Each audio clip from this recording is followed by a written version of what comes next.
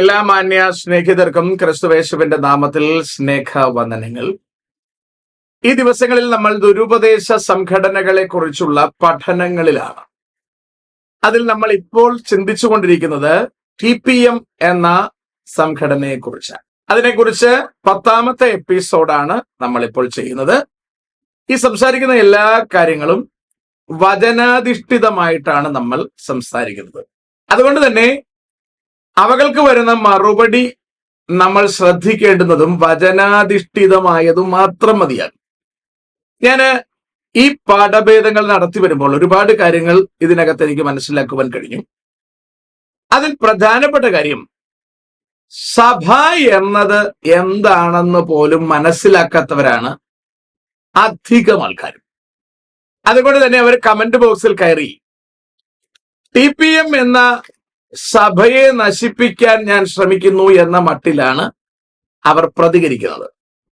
അവർക്ക് സഭ എന്താണെന്ന് അറിയില്ല, ഞാൻ പറയുന്നത് എന്താണെന്നും അവർക്കറിയില്ല. അതുകൊണ്ട് അവർ കണ്ണടച്ച് പിടിച്ച് തെറി വിളിക്കാൻ ശ്രമിക്കുകയാണ്. അതിൽ വലിയ കാര്യമൊന്നുമില്ല. അതിനോട് ബന്ധപ്പെട്ട് എനിക്ക് അനേകർ വാട്സാപ്പിൽ മെസ്സേജ് ചെയ്യുന്നുണ്ട്. അതിൽ എനിക്ക് വളരെയധികം സന്തോഷമുണ്ട്. അതിൽ നിന്നുമാണ് എനിക്ക് കാര്യങ്ങളുടെ വ്യക്തത മനസ്സിലാകുന്നത്. ഇവർ പലപ്പോഴും എന്താണ് സഭ എന്നതിനെ കുറിച്ച് മനസ്സിലാക്കാത്തവരാണ്. ഇന്ന് രാവിലെ എനിക്കൊരു മെസ്സേജ് വന്നത്, അയാൾ ആദ്യം ഇട്ടിരിക്കുന്നത് newly anointed servants of God 2025 2025 ചെന്നൈയിലെ കാര്യമായിട്ടിരിക്കുന്നത് തോന്നുന്നു. 42 ബ്രദേഴ്സും 68 സിസ്റ്റേഴ്സും സുവിശേഷ വേലയ്ക്കിറങ്ങി. അങ്ങനെ 110 പേർ സുവിശേഷ വേലയ്ക്കിറങ്ങി. ന്യൂലി ഓർഡേൺഡ് പാസ്റ്റേഴ്സ് ടോട്ടൽ 20 പേരാണ്. ന്യൂലി ബാപ്റ്റൈസ്ഡ് 302 പേരാണ്. അടുത്തിട്ടിരിക്കുന്ന അതിന്റെ അനുബന്ധം, after your videos new souls rushing to TPM, please continue videos against TPM. അപ്പോൾ എനിക്ക് ഇത് ശരിയാണോ? കാരണം മൂപ്പര് പറയുന്നത്, ഞാൻ TPM-നെതിരെ വീഡിയോ ഇട്ടതിന് ശേഷം ആൾക്കാർ ഇങ്ങനെ TPM-ലേക്ക് തള്ളിക്കയറുകയാണ്, താങ്കൾ പിന്നെയും വീഡിയോ ഇടണം. അതിന്റെ അർത്ഥം നിങ്ങൾക്കറിയാം. ഞാൻ വീഡിയോ നിർത്തുക എന്ന ഉദ്ദേശത്തോടു കൂടിയാണ് ഇയാൾ എന്നെ ഇക്കിളിപ്പെടുത്താൻ ശ്രമിക്കുന്നത്. അപ്പോൾ ഞാൻ അതിന് മറുപടി ഇട്ടു, ചെന്നൈയിൽ 110 എണ്ണമേ ഉള്ളൂ, ചാവേറിൽ താങ്കൾക്ക് വിളിയില്ലേ എന്നൊക്കെ ചോദിച്ചു. അപ്പോ മൂപ്പര് പറയുന്നത് എന്റെ വീഡിയോക്ക് ശേഷമാണ് ആൾ ഒരുപാട് വന്നതെന്നാണ് പറയുന്നത്. നമ്മുടെ സംസാരം ഒരല്പം മുറുകി. അപ്പൊ ഞാൻ ചോദിച്ചു, ഇതിൽ നിന്ന് എത്ര പേര് പോയി എന്ന് നിങ്ങൾക്കറിയാവോ? Do you know how many left, how many died without medicine? അതിലേക്ക് ഞാൻ കടന്നപ്പോൾ അയാൾ പറയാണ്, കർത്താവിന്റെ കൂടെ ഉണ്ടായിരുന്ന യൂദാ വിട്ടുപോയി. അപ്പൊ പുള്ളിക്ക് കാര്യത്തെക്കുറിച്ച് വലിയ പിടിയില്ല. അടുത്ത താഴേക്ക് വരുമ്പോൾ പുള്ളി പറയാണ്, താങ്കൾക്കറിയാമോ എത്ര പേര് മെഡിസിൻ എടുത്തിട്ട് മരിച്ചുപോയി എന്ന്? കുറച്ചുകൂടി വിശദീകരണം പറഞ്ഞപ്പോൾ അദ്ദേഹം പറയാണ്, my mother is living testimony after rejected from Delhi AIIMS. Delhi എയിംസിൽ നിന്ന് അദ്ദേഹത്തിന്റെ മാതാവിനെ ഇനി മരുന്നില്ലെന്ന് പറഞ്ഞ് വിട്ടു.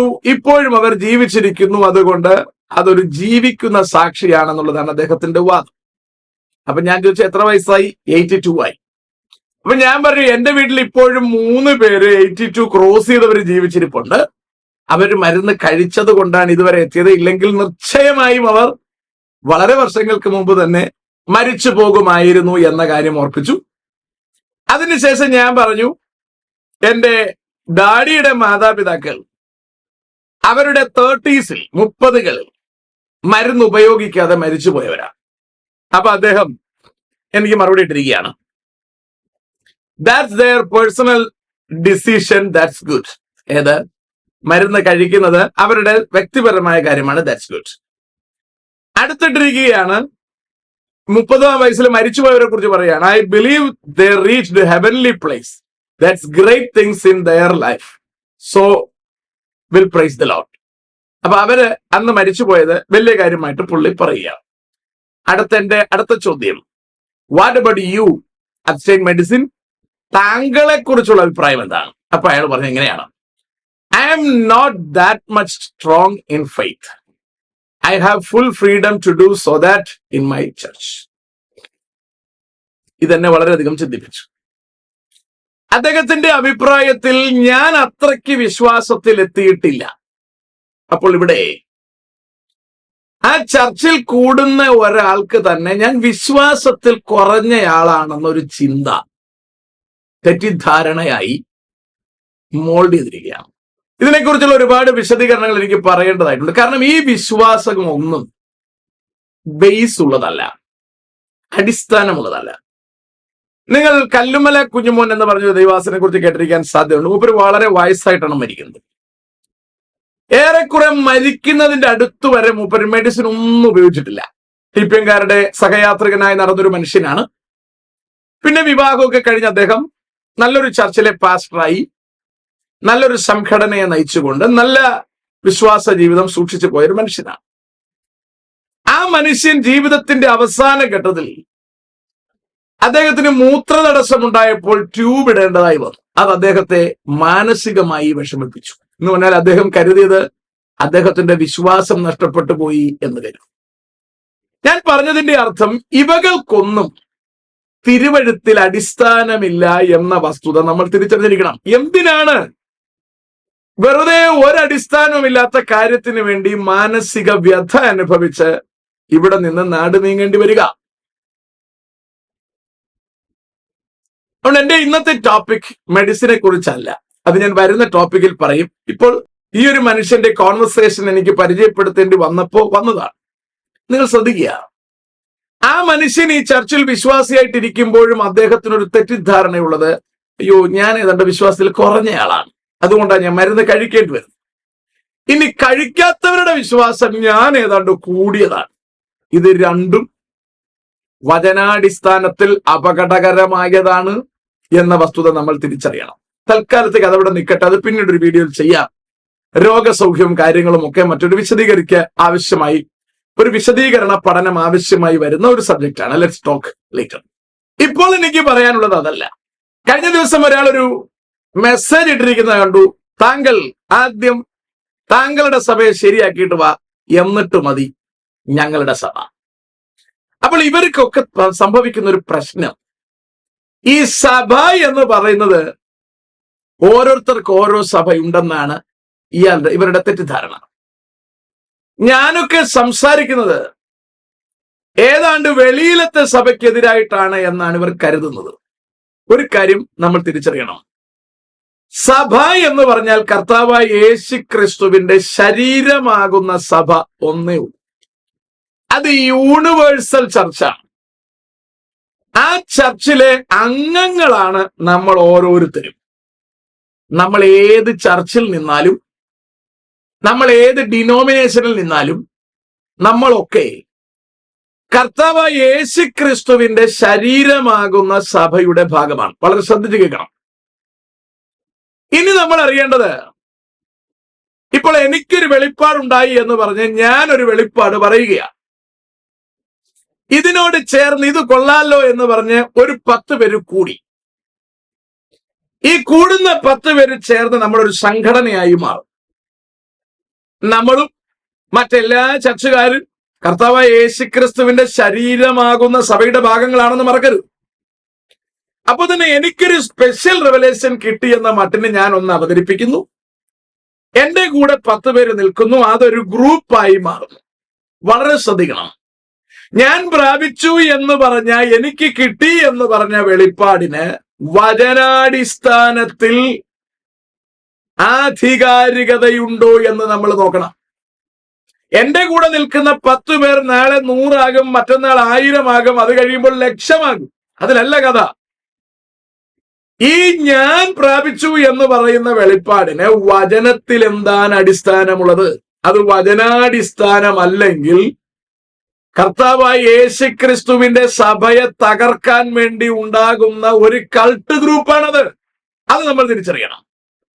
അപ്പൊ നമ്മൾ എപ്പോഴും ഒരു കാര്യത്തെക്കുറിച്ച് പഠനം നടത്തുമ്പോൾ, അല്ലെങ്കിൽ സഭയെക്കുറിച്ച് നമ്മൾ അനലൈസ് ചെയ്യാൻ ശ്രമിക്കുമ്പോൾ, വചനത്തിൽ എന്തു പറയുന്നു എന്നുള്ളതിനാണ് ആധികാരികത, ഒരാൾക്ക് എന്ത് തോന്നി എന്നുള്ളതിലല്ല.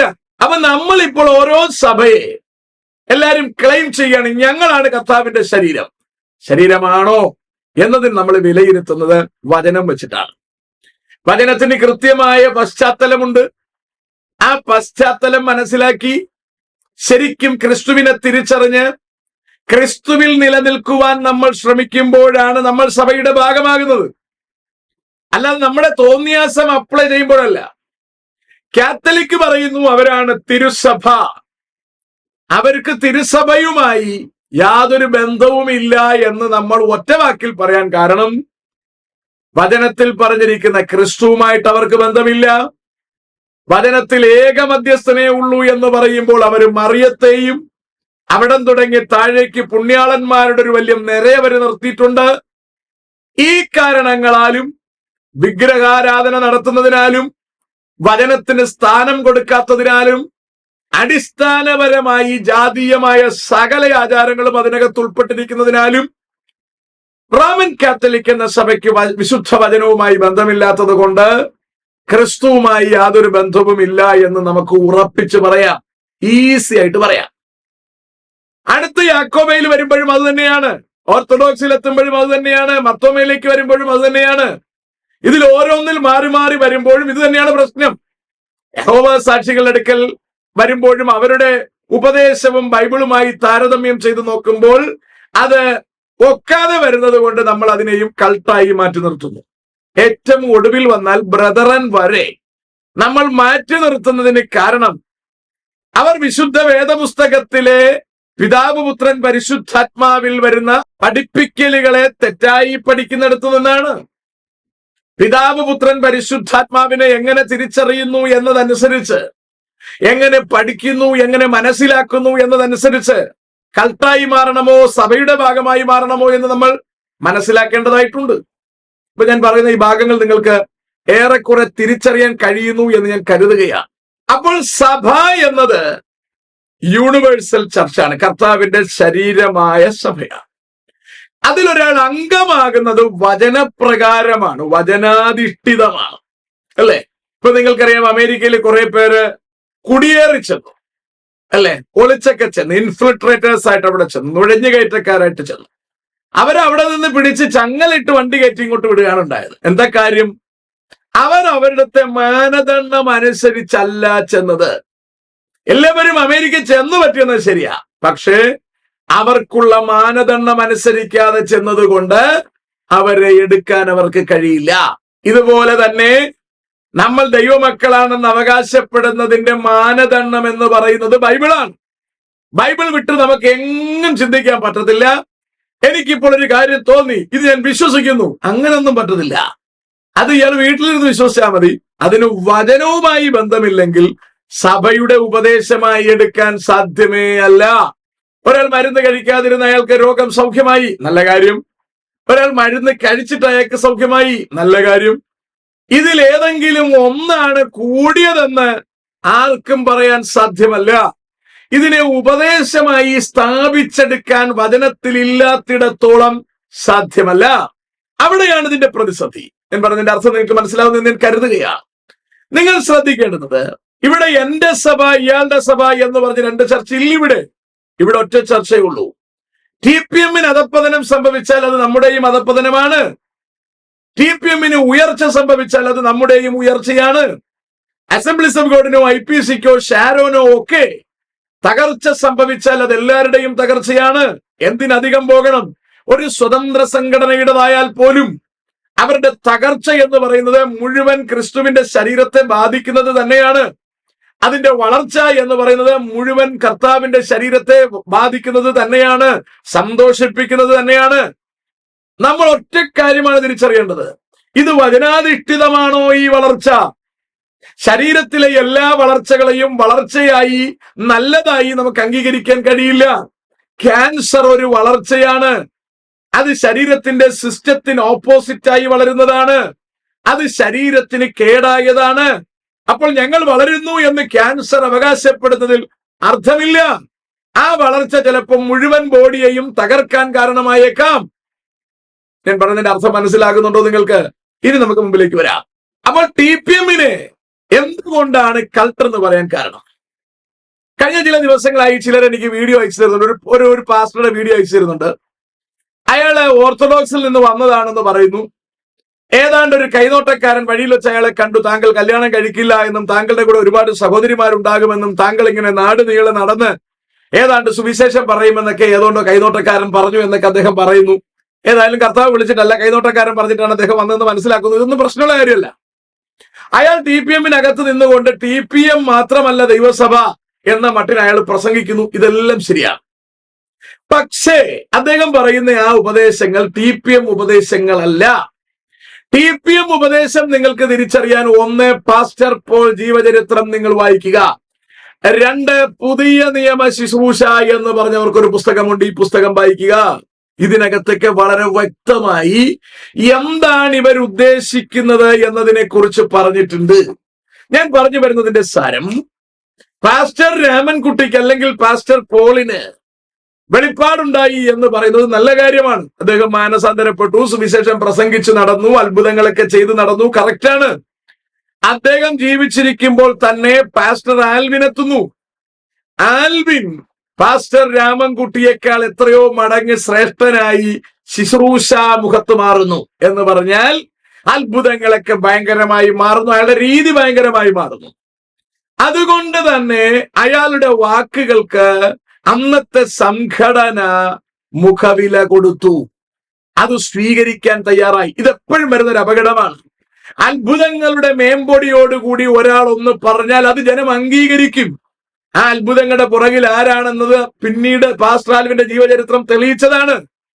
അപ്പൊ വളരെ ശ്രദ്ധിച്ച് മനസ്സിലാക്കേണ്ടത്, പാസ്റ്റർ ആൽവിൻ പറഞ്ഞ കാര്യങ്ങളാണ് ഇന്ന് TPM ഫോളോ ചെയ്യുന്ന ഏറെക്കുറെയുള്ള കാര്യങ്ങൾ.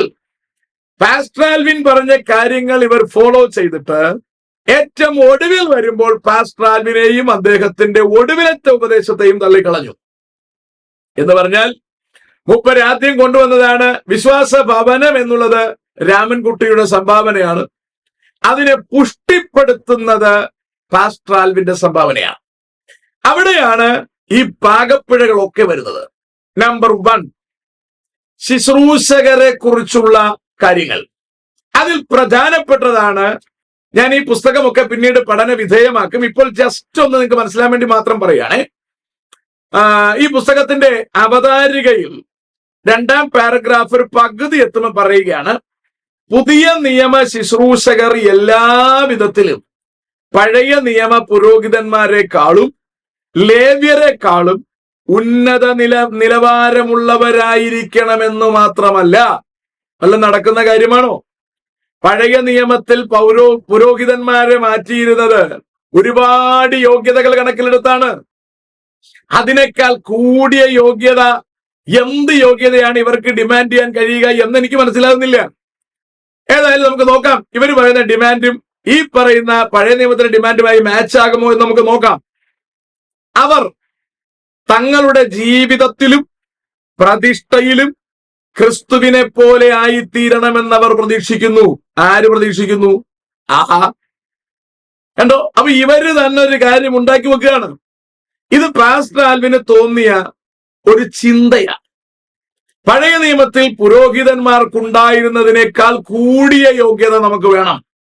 സുഹൃത്തുക്കളെ, പഴയ നിയമ പുരോഹിതന്, മഹാപുരോഹിതന് ആണ്ടിലൊരിക്കൽ ചെല്ലുവാൻ അനുവാദമുണ്ടായിരുന്ന അതിപരിശുദ്ധ സ്ഥലത്ത് നമ്മുടെ കർത്താവായ യേശുക്രിസ്തുവിന്റെ ദേഹമെന്ന തിരശീല 2ആയി ചീന്തിക്കൊണ്ട് ജീവനുള്ള പുതുവഴി തുറന്നിട്ട് നമുക്കെല്ലാവർക്കും പ്രവേശിക്കുവാൻ സ്വാതന്ത്ര്യമൊരുക്കി തന്നിരിക്കുന്നതാണ് കൃപായുഗം എന്ന് പറയുന്നത്. യേശുക്രിസ്തുവിന്റെ രക്തത്തിലൂടെ ലഭ്യമായിരിക്കുന്നത് പഴയ നിയമത്തിൽ നടത്താൻ കഴിയാത്തതിനെ നടത്തിത്തരിക എന്നുള്ളതാണ്. പഴയ നിയമത്തിൽ ഒരുപാട് ഗൗരവമേറിയ യോഗ്യതകൾ നടപ്പിലാക്കിക്കൊണ്ട് അവരുടെ വസ്ത്രത്തിലും അവരുടെ ജീവിത രീതിയിലും ഒക്കെ ഒരുപാട് നിയമങ്ങൾ ചെലുത്തിക്കൊണ്ട് അവരിൽ ഒരാളെ, മഹാപുരോഹിതനെ, അതിപരിശുദ്ധ സ്ഥലത്ത് പ്രവേശിപ്പാൻ വർഷത്തിലൊരിക്കൽ അനുവാദം നൽകിക്കൊണ്ട് ഒരുപാട് പദ്ധതികൾ ദൈവം ആവിഷ്കരിച്ചിട്ടും അത് ഗുണകരമായ നിലയിൽ പര്യവസാനിപ്പിക്കാൻ കഴിഞ്ഞില്ലെന്നാണ് എബ്രായ ലേഖനം പറയുന്നത്.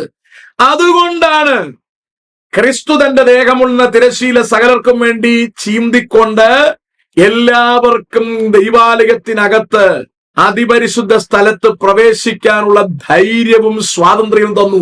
അപ്പോഴവര് പറയുന്നത് പഴയ നിയമ പുരോഹിതന്മാരെക്കാളും കൂടുതൽ ശ്രേഷ്ഠത വേണം പോലും അകത്ത് പ്രവേശിക്കണമെങ്കിൽ. അപ്പൊ ക്രിസ്തുവിന്റെ മരണത്തിന്റെ കാര്യമെന്ത്? അതിന്റെ പ്രത്യേകത എന്ത്? ക്രിസ്തുവിന്റെ മരണത്തിന്റെ സവിശേഷതയെ തള്ളിക്കളഞ്ഞുകൊണ്ടാണ് ഇവരുടെ ഷണ്ണത്ത ജീവിതത്തെയും വെള്ളക്കുപ്പായത്തെയും ഇവർ ഉയർത്തിപ്പിടിക്കാൻ ശ്രമിക്കുന്നത്. ഇത് യേശുക്രിസ്തുവിന്റെ ക്രൂശ് മരണത്തിന്റെ മികവിനെ ഇകഴ്ത്താൻ ശ്രമിക്കുന്നതാണ്. അതിനെ നമുക്കൊരിക്കലും അംഗീകരിക്കാൻ കഴിയില്ല. വെള്ള ധരിക്കുന്നത് തെറ്റൊന്നുമല്ല, നല്ല കാര്യമാണ്. പെണ്ണ് കെട്ടാതിരിക്കുന്നത് തെറ്റൊന്നുമല്ല, നല്ല കാര്യമാണ്. പക്ഷേ പഴയ നിയമ പുരോഹിതന്മാർക്ക് ചെയ്യാൻ കഴിയാത്ത മേത്തരമായത് ചെയ്തെടുക്കാനാണ് ഇവർ ഇത് ചെയ്യുന്നതെന്ന് പറഞ്ഞാൽ ക്രിസ്തുവിന്റെ മരണത്തിന്റെ മാന്യത കുറയും. അതുകൊണ്ട് അത് ക്രിസ്തുവിന്റെ മരണത്തിന്റെ മാന്യത കുറവായതുകൊണ്ട് അതിനെ കൂട്ടാൻ വേണ്ടി ഇവര് വെള്ളക്കുപ്പായം ധരിക്കുന്നതെന്നും പെണ്ണ് കെട്ടാതെ നടക്കുന്നതെന്നും മരുന്ന് കഴിക്കാതെ നടക്കുന്നതെന്നും ഇവർ വലിയ സംഭവമാണെന്ന് തെളിയിക്കാൻ ശ്രമിക്കുന്നതാണെങ്കിൽ ഇത് കൃത്യമായ കൽട്ടാണ്. ഇത് യേശുക്രിസ്തുവിന്റെ മരണത്തിന്റെ വില കുറയ്ക്കുന്ന പരിപാടിയാണ്. ഇത് പൈശാചികമാണ്. അതിനൊരു സംശയവും വേണ്ട. ഞാൻ പറഞ്ഞതിന്റെ അർത്ഥം നിങ്ങൾക്ക് മനസ്സിലാവുമെന്ന് ഞാൻ പ്രതീക്ഷിക്കുകയാണ്. അടുത്ത പറയാ, കർത്താവിന്റെ ശുശ്രൂഷകരിൽ ചിലർ മാത്രം കഠിനമായ പാതയിലൂടെ പോകുവാൻ നിയോഗിക്കപ്പെട്ടിരിക്കുന്നു എന്ന് ചിലർ ചിന്തിക്കുന്നു. വളരെ കൃത്യമായി ശ്രദ്ധിക്കണം. കർത്താവിന്റെ ശുശ്രൂഷകരിൽ ചിലർ മാത്രം കഠിനമായ പാതയിലൂടെ പോകുവാൻ നിയോഗിക്കപ്പെട്ടിരിക്കുന്നു എന്ന് ചിലർ ചിന്തിക്കുന്നു. ഇത് ശരിയല്ല. അവരെന്നെ പറയുക, ഇത് ശരിയല്ല. പിന്നെയോ, നിങ്ങളിൽ ആരെങ്കിലും എന്നെ അനുഗമിക്കാൻ ഇച്ഛിച്ചാൽ എന്നാണ് എല്ലാവരോടുമുള്ള അവന്റെ വിളി. ഇതുവഴി ഇവർ വിശദീകരിക്കാൻ ശ്രദ്ധിക്കുന്ന കാര്യം മനസ്സിലാക്കുക. കുറച്ചുപേർ മാത്രമാണ് വില കൊടുത്ത് ശുശ്രൂഷിക്കേണ്ടതെന്നല്ല കർത്താവ് ഉദ്ദേശിച്ചതെന്നും ശുശ്രൂഷകരായി ഇറങ്ങുന്ന എല്ലാവരും വില കൊടുത്തിറങ്ങണമെന്നാണ് ഉദ്ദേശിച്ചിരിക്കുന്നതെന്നും അതുവഴി TPM-ലുള്ള വില കൊടുത്ത വിശുദ്ധന്മാരാണ് ഒറിജിനൽ വിശുദ്ധന്മാരെന്നും ബാക്കിയുള്ളവരൊക്കെ പറ്റിപ്പുകാരാണെന്നുമാണ് ഇവരുടെ വ്യാഖ്യാനം. ഇതാണ് ഇവരുടെ വിശ്വാസികളെ പഠിപ്പിച്ചു വച്ചിരിക്കുന്നത്. ഞാൻ ഇവരുടെ പുസ്തകമാണ് വായിക്കുന്നത്. ഇവരുടെ വർത്തമാനവും നമുക്ക് കേൾക്കേണ്ട കാര്യമില്ല. വിശ്വാസികൾക്ക് തെക്കും വടക്കൊന്നും അറിയത്തില്ല. അവരെന്ത് പറയുന്നത് നമ്മുടെ വിഷയവുമല്ല. അപ്പോൾ ഇത് ശ്രദ്ധിക്കുക. അടുത്ത് പറയുക, വിശുദ്ധ പൗലോസും മറ്റെല്ലാ ശുശ്രൂഷകന്മാരും ഒരുപോലെ ത്യാഗജീവിതത്തിന്റെയും ശുശ്രൂഷയുടെയും ആത്മാവിനെ തിരഞ്ഞെടുത്തുകൊണ്ട് ഒരേ കാര്യം തന്നെ പ്രസംഗിച്ചു. മനസ്സിലായോ? അതുവഴി ആ പാരഗ്രാഫിലൂടെ അവർ പറഞ്ഞ് പഠിപ്പിക്കാൻ ശ്രമിക്കുന്നത് കർത്താവിന്റെ പുറകെ ഇറങ്ങുന്ന എല്ലാ ശുശ്രൂഷകരും ഒരുപോലെ ആയിരിക്കണം. അപ്പൊ ഇവരാണ് ആ ശുശ്രൂഷകരെന്നും ബാക്കിയുള്ളവർ ശുശ്രൂഷകരല്ല എന്നുമാണ് ഇവരുടെ ഇടയിലെ പഠിപ്പീര്. അതിൽ യാതൊരു സംശയവും വേണ്ട. ഇനി ഒരു കാര്യം നിങ്ങൾ അറിയണം. നിങ്ങളിൽ ആരെങ്കിലും എന്നെ അനുഗമിക്കാൻ ഇച്ഛിച്ചാൽ എന്ന് പറയുന്നതിന്റെ അർത്ഥം നിങ്ങൾ ആരെങ്കിലും പാസ്റ്ററാവാൻ ഇച്ഛിച്ചാൽ എന്നുള്ളതല്ല. നിങ്ങളിൽ ആര് എന്റെ പിന്നാലെ ഇറങ്ങി നിത്യതയ്ക്ക് വരുവാൻ ശിഷ്യനാകുവാൻ ഇറങ്ങിത്തിരിച്ചാലും നമുക്കെല്ലാവർക്കും ഒരേ നിയമം തന്നെയാണ്. നമ്മളെല്ലാവരും അപ്പനെയും അമ്മയെയും ഭാര്യയെയും മക്കളെയും സ്വന്തം ജീവനെയും പകയ്ക്കുന്നവനെ ശിഷ്യനാവാൻ കഴിയത്തുള്ളൂ. വിശ്വാസിയാകാൻ ഇറങ്ങിത്തിരിക്കുന്നവനും അത് തന്നെയാണ് മാനദണ്ഡം. അല്ലാതെ TPM എന്ന സംഘടനയ്ക്കകത്തെ ശുശ്രൂഷയ്ക്കിറങ്ങാനുള്ളവർക്ക് മാത്രമുള്ളതല്ല ഈ നിയോഗം. ഇവര് മാത്രമല്ല ശുശ്രൂഷകരെന്ന് പറയുന്നത്. ഇതുവഴി ഇവർ കൊണ്ട് ഒപ്പിക്കാൻ ശ്രമിക്കുന്നത് ഇവരാണ് ഒറിജിനൽ ശുശ്രൂഷകരെന്നാണ്. ഇതിനെയാണ് കൾട്ട് എന്ന നിലയിൽ ഞാൻ വചനാടിസ്ഥാനത്തിൽ വിശദീകരിച്ചു തരുന്നത്. കാര്യത്തിന്റെ അർത്ഥം മനസ്സിലാകുന്നുണ്ടോ? ഈ നിലപാട് ഇവരിലേക്ക് കൊണ്ടുവന്നത് പാസ്റ്റർ ആൽവിനാണ്. അയാൾ കല്യാണം കഴിക്കണ്ട എന്ന് നിർബന്ധം കൊണ്ടുവന്നു. അയാൾ കുപ്പായത്തിന് ഒരു യൂണിഫോം കൊണ്ടുവന്നു. നല്ലതാണത്. അങ്ങനെ ഇയാൾ ഓരോ ഉപദേശം, മരുന്ന് കഴിക്കാൻ പാടില്ലെന്ന് ഉപദേശം കൊണ്ടുവന്നു. വിശ്വാസം കൂട്ടി കൂട്ടി കൂട്ടി കൂട്ടി കൊണ്ടുവന്നിട്ട് ഒടുവിൽ മൂപ്പര് വസ്ത്രത്തിന്റെ ആവശ്യമില്ല എന്നൊരു തീരുമാനത്തിൽ കൊണ്ടുവന്നു. അത് തെറ്റല്ല.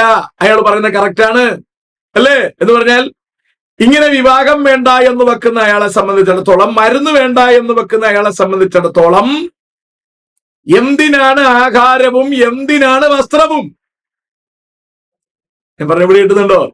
അങ്ങനെ കുപ്പായമൊക്കെ അഴിച്ചു വെച്ച കൊട്ടാരക്കര നീന്തൽക്കുളത്തിൽ ഇയാള് ജന്മവേശത്തിൽ നീന്തി കുളിക്കുമായിരുന്നു എന്ന് ആൾക്കാർ പറയുന്നത് കേട്ടു. പഴയ ആൾക്കാർ. ഇയാൾ കുളിച്ചിട്ട് കരയിൽ കയറി വരുമ്പോൾ ഇയാളെ തൊട്ടു തൊഴാൻ വേണ്ടി നിൽക്കുന്ന ഒരുപാട് ആൾക്കാരുണ്ടായിരുന്നു പോലും. ഇന്ന് നോർത്ത് ഇന്ത്യയിൽ സ്വാമിമാരെ കാണുന്നത് പോലെ പാസ്റ്റർ ആൽവിനെ അന്ന് അഴിച്ചുവിട്ടിരുന്നെങ്കിൽ ഇന്ന് ഇതിനകത്തുള്ള ഷണ്ണന്മാരൊക്കെ കുപ്പായമില്ലാതെ അവിടെ ഇരിക്കുമായിരുന്നു ജനത്തെ അനുഗ്രഹിക്കാൻ വേണ്ടി. ഭാഗ്യവശാൽ നീളം മുണ്ട് ആരോ ഇവർക്ക് ഉടുപ്പിച്ചു കൊടുത്തു. അങ്ങനെ അവർ അതും കൊടുത്ത് നടക്കുകയാണ്. അതൊരു ഭാഗ്യം എന്ന് വേണം നമ്മൾ കരുതാൻ. പാസ്റ്റർ ആൽവിന്റെ ആ വെളിപ്പാട് കൂടെ ഇവർ സ്വീകരിച്ചിരുന്നു എങ്കിൽ വസ്ത്രം ധരിക്കാത്ത വിശുദ്ധന്മാരെ നമ്മൾ കൂട്ടത്തോടെ കുംഭമേളയിൽ മാത്രമല്ല കാണുന്നത്, ഇവിടെയും കാണേണ്ടി വരുമായിരുന്നു. അങ്ങനെ വിശുദ്ധിയുടെ പദവിയിലേക്ക് 102 പേര് കൂടി മദ്രാസിൽ വെച്ച് തെരഞ്ഞെടുക്കപ്പെട്ടിരിക്കുന്നു. അവർ വസ്ത്രം ധരിക്കുന്നതിനെ ഓർത്ത് നമുക്ക് ദൈവത്തിന് സ്തോത്രം ചെയ്യാൻ വകയുണ്ട്. പാസ്റ്റർ ആൽവിന്റെ ബാക്കി ഉപദേശങ്ങൾ ഇവരെടുത്തതുപോലെ അയാളുടെ അവസാനത്തെ വസ്ത്രം വേണ്ട എന്നുള്ള ഉപദേശം കൂടി ഇവർ സ്വീകരിച്ചിരുന്നു എങ്കിൽ 102 പേരെ കൂടെ ഈ പ്രസ്ഥാനത്തിന് വസ്ത്രമൊടുക്കാത്തവരായി നമുക്ക് ലഭിക്കുമായിരുന്നു. വിശ്വാസികളും വിശ്വാസത്തിൽ വർദ്ധിക്കുന്നിടത്തോളം തുണി വലിച്ചു കളയുന്ന ഒരവസ്ഥയിലേക്ക് ഇവരെത്തുമായിരുന്നു. ഭാഗ്യവശാൽ അന്ന് അവരുടെ കൂടെ ഉണ്ടായിരുന്ന പാസ്റ്റർ ഫ്രെഡിക്കോ ആർക്കോ ഉണ്ടായ നിയോഗപ്രകാരം തുണി ഉടുക്കാത്ത അയാളെ ചവിട്ടി പുറത്താക്കുകയും ഇവർ തുണിയെങ്കിലും ഉടുക്കാൻ തയ്യാറാവുകയും ചെയ്തു. ഇനി ഇവർക്ക് വിശ്വാസം ഒരുപാട് വർദ്ധിക്കാതിരിക്കട്ടെ എന്ന് നമുക്ക് പ്രാർത്ഥിക്കാം. കാരണം ഇനിയും വിശ്വാസം വർദ്ധിച്ച് മേളിലോട്ട് പോയാൽ വല്ലാത്ത ബുദ്ധിമുട്ടിലേക്ക് ഇത് മാറും. കുംഭമേളക്കാർ അവസാനം പിറകോട്ട് മാറി നിൽക്കേണ്ടുന്ന ഒരു ഗതിയിലേക്ക് കഥ മാറേണ്ടി വരും. ഇവിടെ നമ്മൾ തിരിച്ചറിയേണ്ട കാര്യം, പാസ്റ്റർ ആൽവിനായാലും പാസ്റ്റർ രാമൻകുട്ടിയായാലും ആര് തന്നെ ആയാലും ബൈബിൾ അടിസ്ഥാനമല്ലാത്തതൊന്നും കൊണ്ടുവന്ന് സ്ഥാപിച്ചുറപ്പിക്കുവാൻ ശ്രമിച്ചാൽ അതിനെ വിശുദ്ധിയുടെ ഭാഗമായിട്ടോ ദൈവസഭയുടെ ഭാഗമായിട്ടോ അംഗീകരിക്കാൻ പാടില്ല. അംഗീകരിച്ചാൽ നമ്മളെ പിശാച് നിസ്സാരമായി നരകത്തിലേക്ക് വലിച്ചു കൊണ്ടുപോകും. ഇനി ലേവ്യ പൗരോഹിത്യ അടിസ്ഥാനത്തിൽ പുതിയ നിയമ ശുശ്രൂഷ എന്നും പറഞ്ഞ് പാഠമുണ്ട്. അതിൽ ഞാൻ ആദ്യ ഭാഗം ഒന്നും വായിക്കാൻ ഉദ്ദേശിക്കുന്നില്ല. അതിനകത്തൊക്കെ ഒരുപാട് ഉടായിപ്പുണ്ട്, നമുക്ക് പിന്നീട് അത് പഠിക്കാം. എന്റെ കയ്യിലിരിക്കുന്ന 2010 കോപ്പിയാണ്. അതിന്റെ 11ാം പേജിൽ ഇങ്ങനെ പറയുന്നത്, പൗരോഹിത്യം മാറ്റപ്പെട്ടു. മഹാപുരോഹിതനായ ക്രിസ്തു വിശേഷതയേറിയ ശുശ്രൂഷ സ്ഥാപിച്ചിരിക്കുന്നതിനാൽ ക്രിസ്തുവിന്റെ കൂട്ടുവേലക്കാരായ പുതിയ നിയമ ശുശ്രൂഷകർ പഴയ നിയമ പുരോഹിതന്മാരെക്കാളും ലേവ്യരെക്കാളും എല്ലാവിധത്തിലും അതിശ്രേഷ്ഠമായ ക്രമത്തിൽ ഉൾപ്പെട്ടവരായിരിക്കണമെന്നും. ഇതുവഴി എന്ത് മനസ്സിലായി? ഇവരെല്ലാവരും ലേവ്യരെക്കാളും പഴയ നിയമ പുരോഹിതന്മാരെക്കാളും അതിശ്രേഷ്ഠതയുള്ളവരാണെന്ന് ഇവരുടെ വിശ്വാസികളുടെ ഇടയിൽ അവർ പഠിപ്പിച്ചു വച്ചിരിക്കുന്നു. അതുകൊണ്ട് തന്നെ മറ്റുതര പ്രസ്ഥാനങ്ങളിലായി കർത്താവിന്റെ വേല ചെയ്യുന്നവരെയോ വിശ്വാസികളെയോ ഇവർ ദൈവമക്കളായി പോലും അംഗീകരിക്കാൻ തയ്യാറാകുന്നില്ല എന്ന വസ്തുത നിങ്ങൾ തിരിച്ചറിയണം. എന്തിന്റെ അടിസ്ഥാനത്തിൽ? പാസ്റ്റർ ആൽവിൻ ഇവർക്ക് മനസ്സിലാക്കി കൊടുത്തിരിക്കുന്ന കപട വിശ്വാസത്തിന്റെ അടിസ്ഥാനത്തിൽ. അപ്പൊ ഫേക്ക് ആയിട്ടുള്ള വിശ്വാസം ഏതാണെന്ന് തിരിച്ചറിയാൻ എനിക്കും നിങ്ങൾക്കും കഴിയണം. പൗലോസ് ലീഗൻ ഇത് അടിവരയിട്ട് സംസാരിക്കുകയാണ്. നിങ്ങളുടെ ഇടയിൽ നിന്ന് ഭിന്ന ഉപദേശം പ്രസംഗിക്കുന്ന ദുരുപദേഷ്ടാക്കന്മാർ എഴുന്നേൽക്കും. അപ്പോൾ ഇത് നമ്മൾ പഠിക്കണ്ടേ?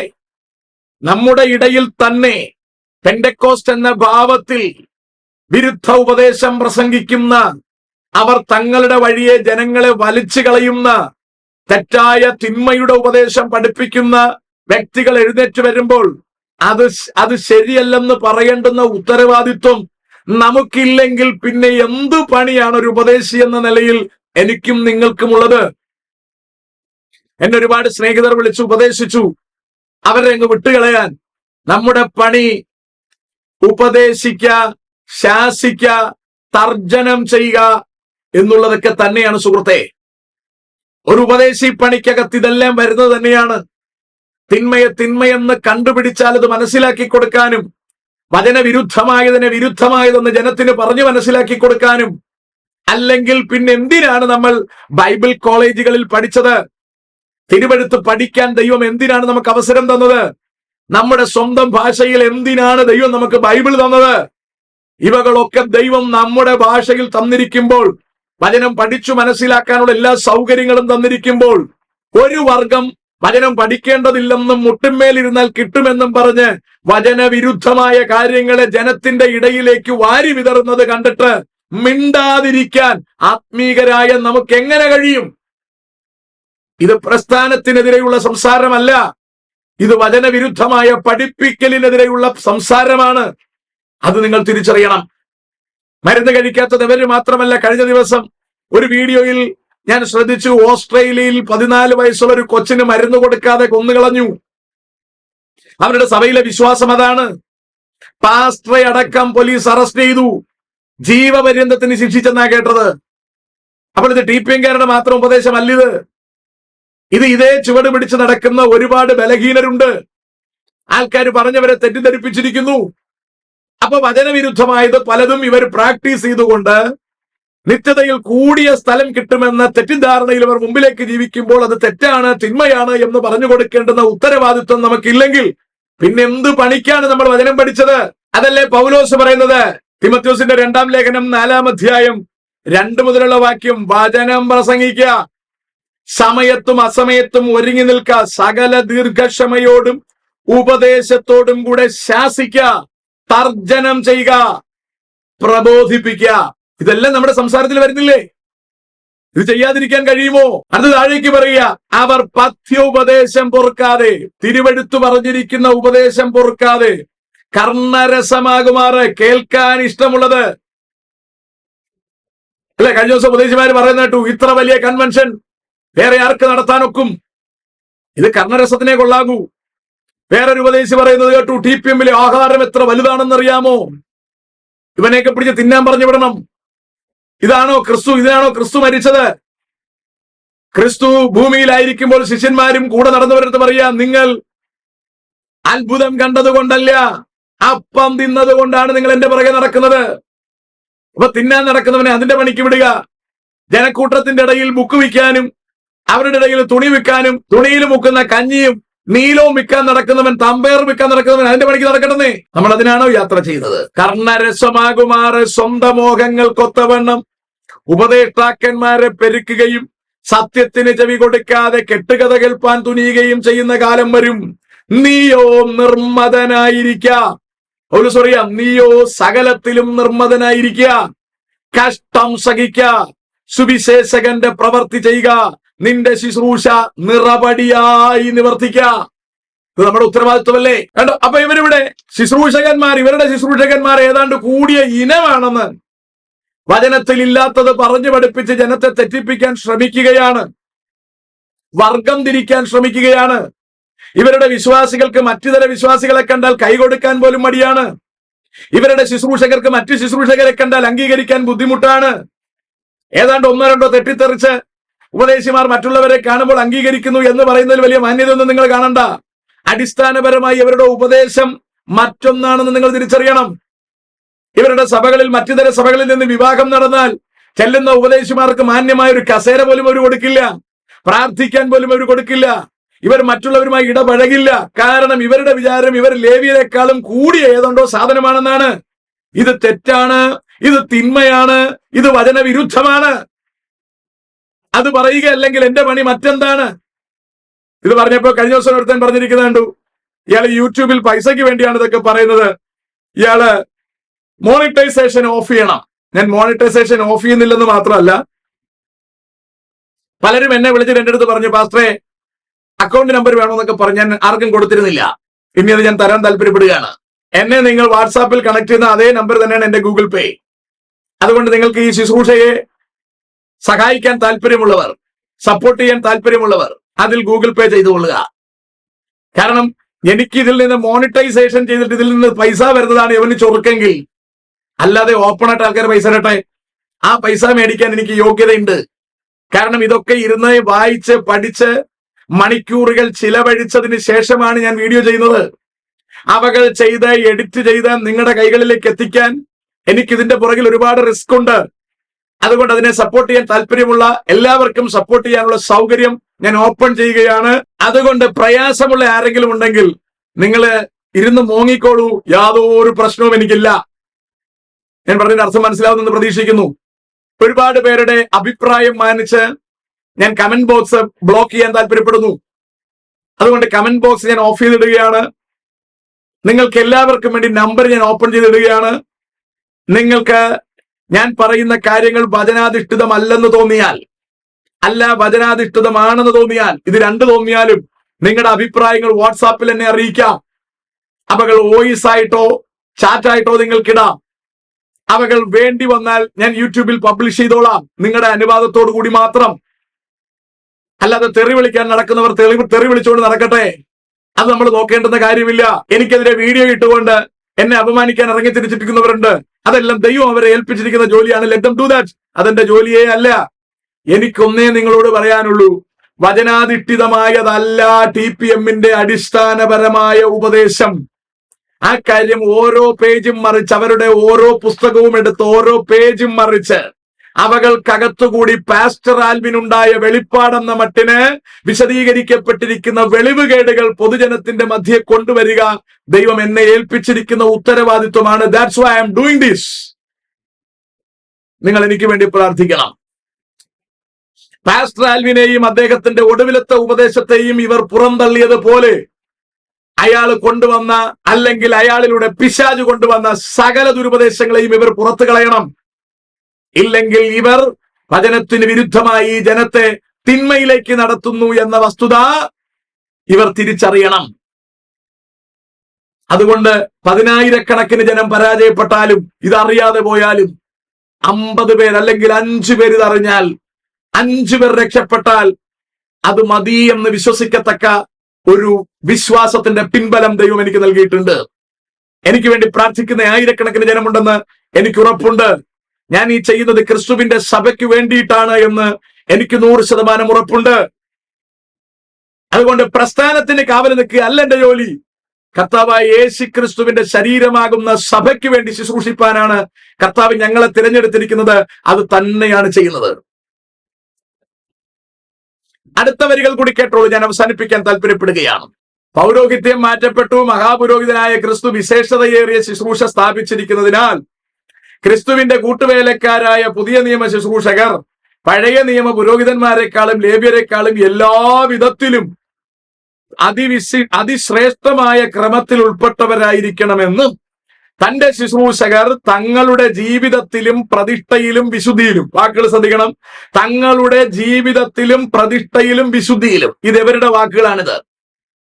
മനസ്സിലാണ്ടോ? ഇത് ഇവര് കോണ്ടെക്സ്റ്റുകളിൽ നിന്ന് അടർത്തി മാറ്റി തെറ്റായ വ്യാഖ്യാനം കൊണ്ട് ചെലുത്തിയിരിക്കുന്ന വിശദീകരണങ്ങളാണ് ഇവകൾ. എന്ന് പറഞ്ഞാൽ പഴയ നിയമ പുരോഹിതന്മാർക്ക് ക്വാളിറ്റി കുറവായിരുന്നെന്നും അവരെക്കാൾ ക്വാളിറ്റി കൂടിയതായിട്ട് ഇവരെ തിരഞ്ഞെടുത്തിരിക്കുന്നു എന്നുമാണ് ഇവരുടെ വ്യാഖ്യാനം. കത്തോലിക്കർ പൗരോഹിത്യത്തെ നഗ്നമായി ചുംബിക്കാൻ തയ്യാറാകുമ്പോൾ ഇവരതിനെ വേറൊരു ഉഡായിപ്പിന്റെ രൂപത്തിൽ അതിനെ സൂക്ഷിക്കാൻ ശ്രമിക്കുകയാണ്. ആ പൗരോഹിത്യത്തിന്റെയും അപ്പുറം കടന്ന് ശ്രേഷ്ഠ പൗരോഹിത്യം എന്നതാണ് ഇവർ സ്വീകരിക്കാൻ തയ്യാറാകുന്നത്. ഇത് വചനവിരുദ്ധമായതാണ്. അടുത്ത് പറയുകയാണ്, തങ്ങളുടെ ശുശ്രൂഷകർ ജീവിതത്തിലും പ്രതിഷ്ഠയിലും വിശുദ്ധിയിലും, അല്ലെ? ഇതാണ് ഒരു മണിയൻ സ്വാമി ആറാലമ്മൂട് ഗോവൻ എന്ന് പറഞ്ഞ് പ്രതിഷ്ഠയായിരിക്കുന്നു. അതുപോലെ ആൽവിന്റെ പ്രതിഷ്ഠകൾ ഇപ്പോൾ നമുക്ക് നാട്ടിലുടനീളം കാണാം. ആ പ്രതിഷ്ഠയിലേക്കാണ് 102 പേർ അടയാറിൽ ഇറങ്ങിയെന്ന് ഇപ്പോൾ ഇവർ അവകാശം പറയുന്നത്. ഇവകൾക്ക് വചനവുമായി ബന്ധമുണ്ടോ എന്ന് നോക്കേണ്ടുന്ന ഉത്തരവാദിത്വം നമുക്കുണ്ട്. അത് പഠിക്കേണ്ടുന്ന ഉത്തരവാദിത്വം നമുക്കുണ്ട്.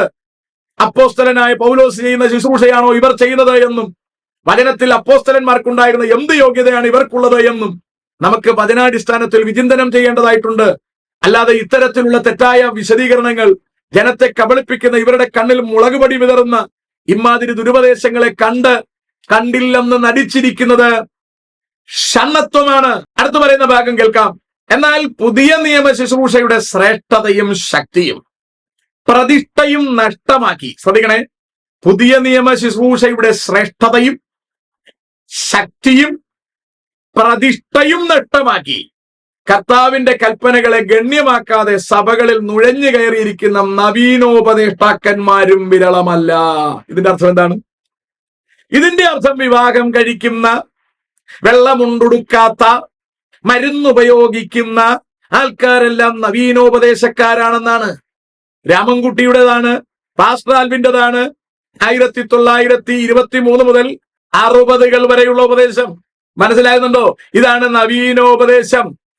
പാസ്റ്റർ പോൾ ജീവചരിത്രം നിങ്ങൾ മറച്ചു നോക്കിയാൽ നിങ്ങൾക്കറിയാം, അദ്ദേഹത്തിന്റെ ഭാര്യയുടെ പേര് പോലും പരാമർശിക്കുന്നതിന് യുവന്മാര് അറച്ചിരിക്കുന്നു. എന്ന് പറഞ്ഞാൽ വചനത്തിൽ ഇയ്യോബിന്റെ ഭാര്യയുടെ പേര് ഉദ്ധരിച്ചിട്ടില്ല, ലോത്തിന്റെ ഭാര്യയുടെ പേര് ഉദ്ധരിച്ചിട്ടില്ല. അവരൊക്കെ വീണുപോയവരായതുകൊണ്ടാണ് ഉദ്ധരിക്കാത്തത്. അതുപോലെ ഇവർ രണ്ടാം ക്വാളിറ്റിയായി കാണുന്ന സഹോദരിയായി മാറിയത് കൊണ്ട് മാത്രം രാമൻകുട്ടിയുടെ ഭാര്യയുടെ പേരുദ്ധരിക്കാൻ ഇവർ അമാന്തിച്ചിരിക്കുന്നു. ഇവകളൊന്നും നിസ്സാരമായ കാര്യമായി നിങ്ങൾ കാണരുത്. കഴിഞ്ഞ ദിവസത്തിൽ TPM-കാരൊക്കെ ഒരു പാട്ട് കണ്ടു. ചീഫ് പാസ്റ്റർമാരുടെ നീണ്ട നിരയിട്ടിട്ട് ഇവരെല്ലാം സ്വർഗത്തിൽ ചെല്ലുമ്പം കാണുമെന്നും പറഞ്ഞിട്ടിരിക്കുക. അതിൽ പാസ്റ്റർ ആൽവിൻ ചീഫ് പാസ്റ്റർ ആയിരുന്നു ദീർഘനാൾ. അയാളുടെ പേരിട്ടിട്ടില്ല, പോട്ടെ. ക്രിസ്തുവിനെ ലാസ്റ്റിലാണ് കാണാമെന്ന് പറഞ്ഞിരിക്കുന്നത്. അവസാനമെങ്കിലും കാണാമെന്ന് ആഗ്രഹിച്ചതിൽ സന്തോഷമുണ്ട്. മദറന്മാരെ ആരുടെയും പേരില്ല. 144 വരുന്നതും കല്യാണം കഴിക്കാത്ത പുരുഷന്മാരാണ്, സ്ത്രീകളാരും ഇല്ല. ഇവരുടെ ഹിഡൻ അജണ്ടകളൊന്നും പുറത്തുള്ള ആൾക്കാർക്ക് അറിയില്ല. പുറത്തുള്ള ആൾക്കാർക്ക് പന്തലിൽ വിളമ്പുന്ന സാമ്പാറും ഇറച്ചിയും മാത്രമേ അറിയത്തുള്ളൂ. ഇതിന്റെ പുറകെ നടക്കുന്ന ഇടങ്കൈ വലങ്കൈ അറിയാത്ത ജനത്തോട് എനിക്ക് പറയാനുള്ളത്, വിശുദ്ധ വേദപുസ്തകവും ഇവരിറക്കുന്ന ഇവരുടെ സ്വന്തം പുസ്തകങ്ങളും നിങ്ങൾ വായിക്കണം, നിങ്ങൾ പഠിക്കണം. യഹോവ സാക്ഷിക്കാരന്റെ ഉപദേശം തിരിച്ചറിയണമെങ്കിൽ അവനൊരു മഞ്ഞ പുസ്തകമുണ്ട്, അത് നിങ്ങൾ പഠിക്കണം. അല്ലാതെ അവൻ പറയുന്നത് കേട്ടാൽ മനസ്സിലാവില്ല. അവര് പന്തി അനുസരിച്ച് വിളമ്പിക്കളയും. ഇത് തന്നെയാണ് TPM-കാരുടെയും ഉടായിപ്പ്. ഓരോ പന്തി മനസ്സിലാക്കി അവർ വിളമ്പും. പക്ഷെ അവരുടെ അകത്ത് കടിച്ചു കീറുന്ന ചെന്നായി എന്ന് വചനം പറഞ്ഞിരിക്കുന്നതിൽ ഒരു വ്യത്യാസവുമില്ല സുഹൃത്തുക്കളെ. ഇനി പൗലോസ് പറഞ്ഞിരിക്കുന്ന ഒരു പദപ്രയോഗം കൂടി പറഞ്ഞ് ഞാൻ അവസാനിപ്പിച്ചോട്ടെ. 1 കൊരിന്ത്യർക്ക് എഴുതിയ ലേഖനം 3-ാം അധ്യായം 1 മുതലുള്ള വാക്യം. എന്നാൽ സഹോദരന്മാരെ, നിങ്ങളോട് എനിക്ക് ആത്മീകരോട് എന്ന പോലെയല്ല, ജഡീകന്മാരോട് എന്ന പോലെ, ക്രിസ്തുവിൽ ശിശുക്കളായവരോട് എന്ന പോലെ അത്രേ സംസാരിപ്പാൻ കഴിഞ്ഞുള്ളൂ. ഭക്ഷണമല്ല, പാലത്രേ ഞാൻ നിങ്ങൾക്ക് തന്നത്.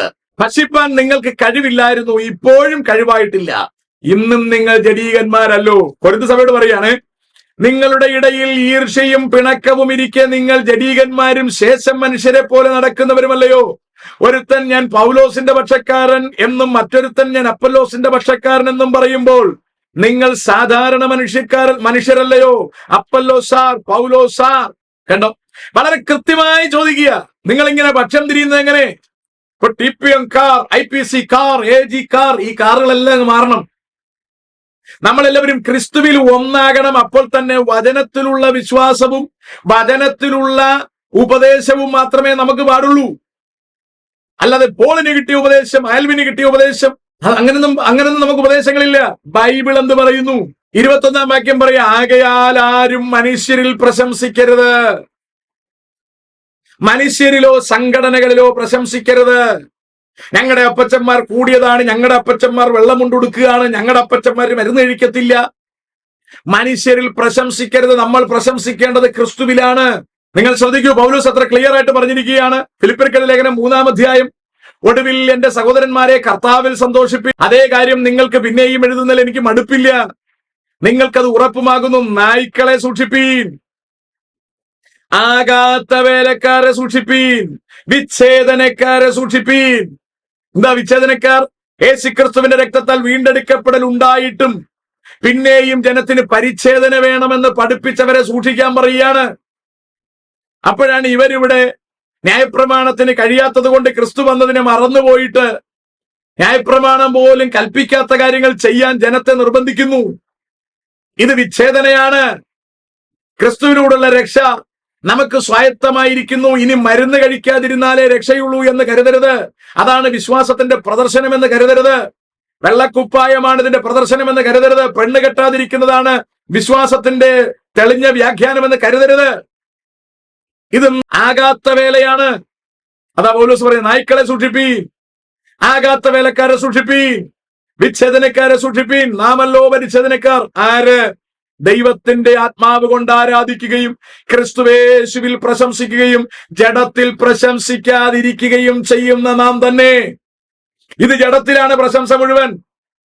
ഞങ്ങളുടെ പ്രസ്ഥാനം ഭയങ്കരമാണ്, ഞങ്ങളുടെ സഭ വലുതാണ്, ഞങ്ങൾ മുണ്ടുടുക്കുന്നവരാണ്, ഞങ്ങളുടെ വെള്ള ഭയങ്കര വെള്ളയാണ്, ഞങ്ങളുടെ അപ്പച്ചൻ മെത്തപ്പായിലാണ് ഇരിക്കുന്നത്, ഞങ്ങളുടെ ആഹാരം ഭയങ്കരമാണ്, ഞങ്ങളുടെ കൺവെൻഷൻ വലുതാണ്, ഞങ്ങളുടെ പ്രതിഷ്ഠ വലുതാണ്, ഞങ്ങൾ മരുന്ന് കഴിക്കാത്തവരാണ്.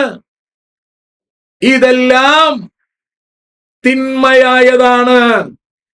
ഇതാണ് പൗലോസ് പറഞ്ഞത്, നായ്ക്കളെ സൂക്ഷിപ്പീൻ, വിച്ഛേദനക്കാരെ സൂക്ഷിപ്പീൻ, ആകാത്ത വേലക്കാരെ സൂക്ഷിപ്പീൻ.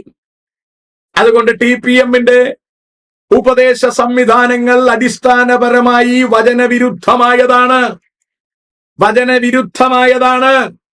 അതാണ് അതിനെതിരെ പഠിപ്പിക്കാൻ തുടങ്ങിയപ്പോ ഇതുമായി ബന്ധമില്ലാത്തവന്മാർ വരെ കാലിളകി ചാടുകയാണ്. കാരണം പിശാചിന് ഇരിക്കെ പൊറുതിയില്ല.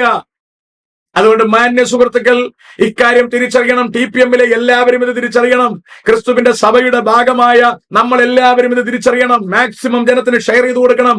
ജനം പഠിക്കട്ടെ, ജനം വചനത്തിൽ ഉറക്കട്ടെ, ജനം നിശ്ചതയ്ക്കൊരുങ്ങട്ടെ. ഗലാത്യർക്ക് ലേഖനം എഴുതുമ്പോൾ പൗലോസ് ലേഖൻ ചോദിക്കുകയാണ്, ആ ബുദ്ധിയില്ലാത്ത ഗലാത്യരെ, യേശുക്രിസ്തു ക്രൂശിക്കപ്പെട്ടവനായി നിങ്ങളുടെ കണ്ണിന് മുമ്പിൽ വരച്ചു കിട്ടിയിരിക്കെ നിങ്ങളെ ശുദ്രം ചെയ്ത് മയക്കിയതാ. കണ്ടോ, യേശുക്രിസ്തുവിനെ ക്രൂശിക്കപ്പെട്ടവനായി വരച്ചു കിട്ടിയിരിക്കുക. നിങ്ങൾ ആരാ ശുദ്രം ചെയ്ത് മയക്കിയത്? ഞാൻ ഇതൊന്നു മാത്രം നിങ്ങളോട് ഗ്രഹിപ്പാൻ ഇച്ഛിക്കുന്നു. നിങ്ങൾക്ക് ആത്മാവ് ലഭിച്ചത് ന്യായപ്രമാണത്തിന്റെ പ്രവൃത്തിയാലോ വിശ്വാസത്തിന്റെ പ്രസംഗം കേട്ടതിനാലോ? ന്യായപ്രമാണം ഫോളോ ചെയ്യുന്നതുകൊണ്ടാണോ? നിങ്ങൾ കല്യാണം കഴിക്കാതിരിക്കുന്നത് കൊണ്ടാണോ? നിങ്ങൾ മരുന്ന് ഉപയോഗിക്കാതിരിക്കുന്നത് കൊണ്ടാണോ? വിശ്വാസത്തിന്റെ പ്രസംഗത്താലല്ലേ, വിശ്വാസത്താലല്ലേ ഇത് ലഭിച്ചിരിക്കുന്നത്. അതുകൊണ്ട് മാന്യ സുഹൃത്തുക്കളെ, നമ്മുടെ ഏതെങ്കിലും പ്രവൃത്തിയല്ല നമ്മളെ വിശുദ്ധന്മാരാക്കി മാറ്റുന്നത്. യേശുക്രിസ്തുവിന്റെ രക്തമാണ് നമ്മളെ വിശുദ്ധന്മാരാക്കി മാറ്റുന്നത്. നമ്മൾ വളരെ കൃത്യമായി ക്രിസ്തുവിന്റെ സഭ ഏതെന്ന് തിരിച്ചറിഞ്ഞിരിക്കണം. നമ്മളെല്ലാം സഭയുടെ ഭാഗം മാത്രമാണ്. ഓരോ ഉപദേശങ്ങൾ എടുത്തുകൊണ്ട് സംഘടനകളായി മാറിയിരിക്കുന്നവരെ, അവരുടെ ദുരുപദേശങ്ങൾ നമുക്ക് പെട്ടെന്ന് മനസ്സിലാക്കുവാൻ കഴിയും. ഇപ്പൊ AG എന്ന് പറഞ്ഞെടുത്താൽ അതിനകത്തുള്ള ഉപദേശങ്ങൾ ഏകീകൃതമാണ്. IPCയുടേതും അതുപോലെയാണ്, ഷാരോന്റേത് അങ്ങനെയാണ്, ചച്ചർകോട് അങ്ങനെയാണ്. ഒരുപാട് സംഘടനകളുണ്ട്. ഇവകളെല്ലാം ഫോർമാറ്റിക് ഒരുപോലെയാണ്. അവർ വചനാധിഷ്ഠിതമാണ് കാര്യങ്ങൾ ചെയ്യുന്നത്. TPM എന്ന് പറയുമ്പോൾ പാസ്റ്റർ ആൽവിന്റെ കുറച്ച് ആൽവിനിസം ഇതിനകത്ത് ഇറങ്ങിയിട്ടുണ്ട്. അവകൾ വചനവിരുദ്ധമായതാണ്. അവകൾ മാറണമെന്നാണ് നമ്മൾ വചനത്തിന്റെ അടിസ്ഥാനത്തിൽ സംസാരിക്കുന്നത്. അപ്പൊ നിന്റെ സഭ ശരിയാക്കിയിട്ട് വരാൻ പറഞ്ഞാൽ ഇവിടെ ഒരുത്തനും സഭയില്ല. നമ്മൾ എല്ലാവരും ഒരു സഭയുടെ അംഗമാണ്, ഒറ്റ സഭയുടെ ഭാഗങ്ങളാണ് നമ്മൾ. ദുരുപദേശം വലിച്ചെറിഞ്ഞേ തീരൂ. നമ്മളെല്ലാം ഒരു ശരീരത്തിന്റെ ഭാഗമാകയാൽ ആ ഭാഗത്തിന്റെ ഏത് വ്യക്തികൾക്ക് വരുന്ന കുറവും നമ്മുടെ എല്ലാവരുടെയും കുറവാണ്. ബലഹീനത നമ്മുടെ എല്ലാവരുടെയും ബലഹീനതയാണ്. ശക്തി നമ്മുടെ എല്ലാവരുടെയും ശക്തിയാണ്. അതുകൊണ്ട് പൈശാചിക ശക്തികളെ ക്രിസ്തുവിന്റെ ശരീരമാകുന്ന സഭയിൽ കടക്കാൻ അനുവദിക്കാതെ വചനത്തെ മുറുകെ പിടിച്ചുകൊണ്ട് വചനത്തിനു വേണ്ടി നിലനിൽക്കാം. ക്രിസ്തു എന്ന തലയോളം വളരാം. ദൈവം നമ്മെല്ലാവരെയും അനുഗ്രഹിക്കുമാറാകട്ടെ.